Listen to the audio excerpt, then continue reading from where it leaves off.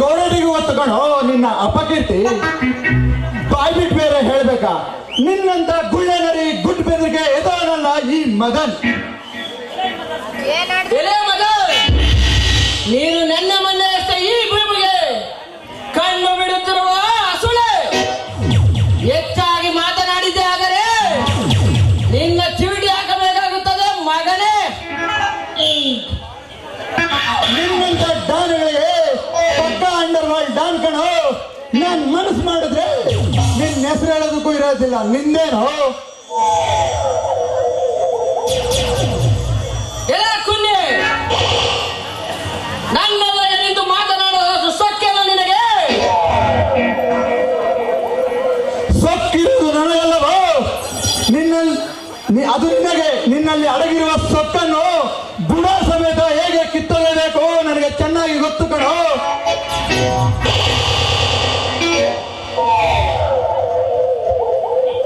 ಹೇ ಮಗನೇ, ಈ ಚಕ್ರವರ್ತಿಯ ಚಕ್ರವ್ಯೂಹವನ್ನು ಬೇದುವಸುವಂತ ಛಲಗಾರ ಗಂಡನೆಯ ಗುಂಡಿಗೆ ಇರುವ ಗಂಡು ಇನ್ನು ಈ ಕರೆಯಲ್ಲಿ ಹುಟ್ಟಿಲ್ಲ, ಇನ್ನು ಮುಂದೆ ಹುಟ್ಟೋದು ಇಲ್ಲ.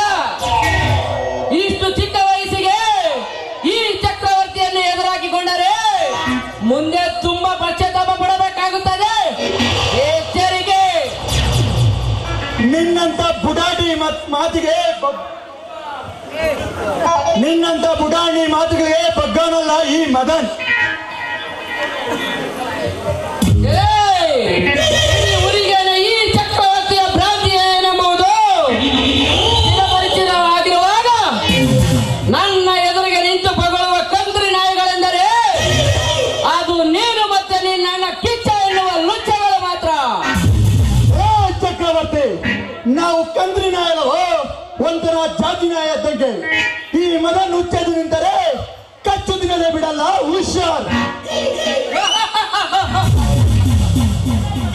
ಎಲೆ ಮಗನ್, ಮುಚ್ಚಲೆ ಬಾಯಿ.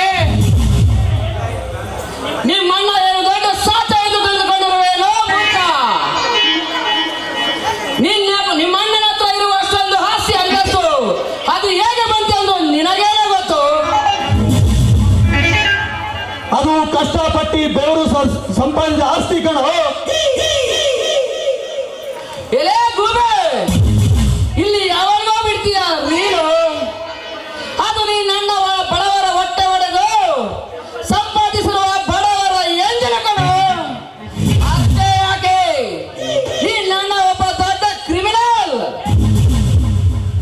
ಚಕ್ರವರ್ತಿ, ನನ್ನ ಬಗ್ಗೆ ಏನಾದ್ರು ಮಾತಾಡು, ಬಟ್ ನಮ್ಮ ಮಣ್ಣನ ಬಗ್ಗೆ ಇನ್ನೊಂದು ಮಾತಾಡಿದರು ನಾನು ಮನುಷ್ಯನಾಗಿರುವುದಿಲ್ಲ.